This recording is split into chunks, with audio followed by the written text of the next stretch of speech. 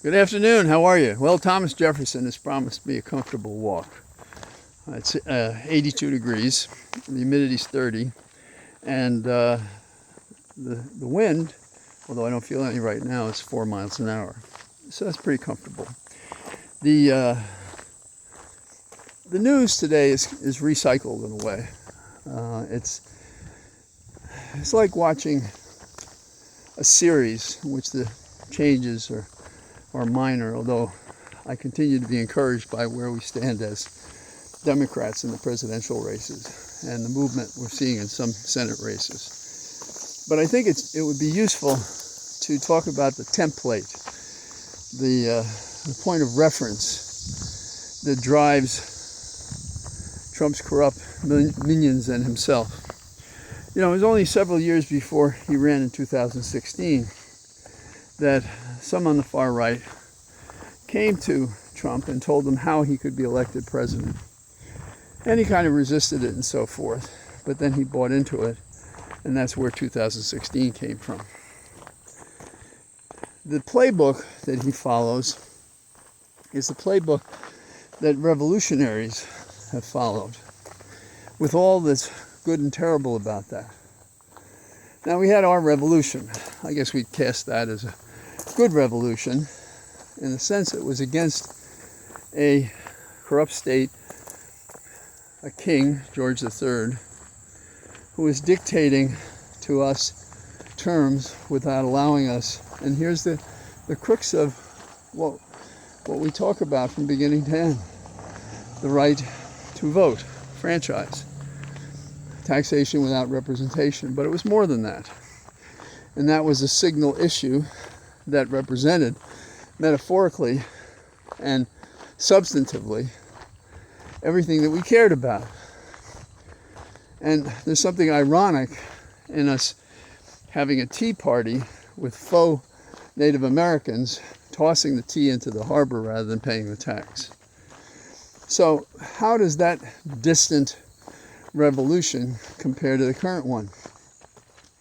Well, the most significant element is that this revolution seeks to, and I'm talking about Trump's revolution, it seeks to end the franchise, the vote. And that's pretty spectacular. Given the blood and troubles that various groups have gone through from the origin of this nation until now. So who would I point to as the person that these rightists in the Republican pantheon would convince Trump to follow? And it could be any number of people, but let's take Lenin. Lenin understood that what he had to guard against, and what Trump does use, is those who omit, obliterate, and distort whatever insurgent movement there is for reform and revolution. So Trump adopts this the other way. He does what we've all seen, which is he turns on the people who believe in the republic and the democracy and the vote, and he seeks to obliterate and distort whatever they say. So if you believe in Social Security, you're progressive. But you've also become more than that as Trump has become more desperate. You've become a leftist, a socialist perhaps, a fascist, a communist, which is somewhat contradictory of, say, Lenin's understanding of what a revolutionary was. Now, I talk about Lenin because it seems to me we have Lenin, Stalin, let's leap, we have Putin, and these are the models for Trump. This is who he believes in because he prefers a dictatorship. A franchise gets in the way. Now, Lenin, in his book, The State and Revolution, which he wrote about, if I'm right, 1932, a peculiarly inflammatory period in world history, actually. Now, what he wrote was that the body politic suffered from the irreconcilability of class antagonisms. If that doesn't sound like something from one of your old history classes. And that's what he thinks the state exists to do. The state exists to reconcile those. And when it doesn't, it gives an opportunity to Trumpian autocrats who want to eliminate the state, at least as we know it. Now, in history, it's very hard to replace the state. And we've seen in the German experience how, and all the others actually, they find a way in what is ostensibly a democracy, although we also talk about royalty, and they move on it. They attack it because they want to remove order and create chaos as a stage development to the monarchy they prefer. We want liberty and the franchise in our non-violent way to preserve the republic and the democracy. Our gentler, coercive ways by opinion is anathema to those who seek not to satisfy the middle class. And often it's only the wealthy class. And they often get the heave-ho once the revolution succeeds, but not always. So we have Lenin's example for how a revolution, to be autocrats or a monarchy, can only proceed in lies and violence in a self-acting, armed way, meaning often drawn from the public. Not our way, but bloodshed is on the lips of Trump. And Trump has told us on the first day he will be a dictator. He has told us that 4 years later there won't be an election. He has told us what he's eliminating: Social Security, Medicare, Medicaid, and it goes on and on.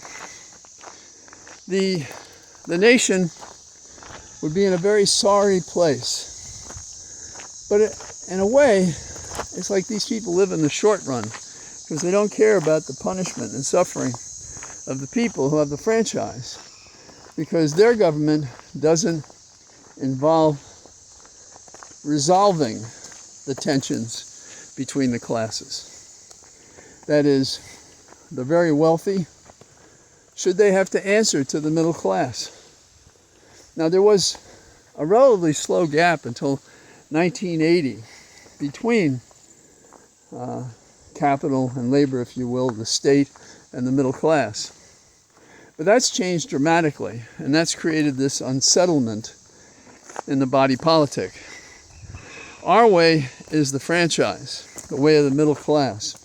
And that's what we have when we have two examples of those origins. We have, of course, Kamala Harris, and we have a suitable pairing, and it seems to me a mutually generating enthusiasm and joy to get this right and to protect whence they came from for all those who should follow, and as a check on excessive wealth, including taking the share that belongs to the rest of the country for themselves and casting the middle class into a much more dangerous and onerous place.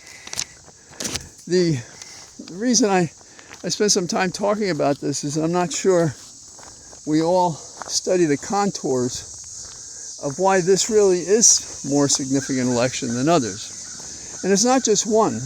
I mean, you can follow the breadcrumbs from Nixon and his Southern strategy to create difference and distance and hate between the groups. You can, of course, look at his crookedness, which is not as severe as Trump's. We, of course, had Reagan, who would tell little anecdotes as justifications to leave the middle class hanging. We had that elite Bush, and we had the dumb Bush, and we now have Trump.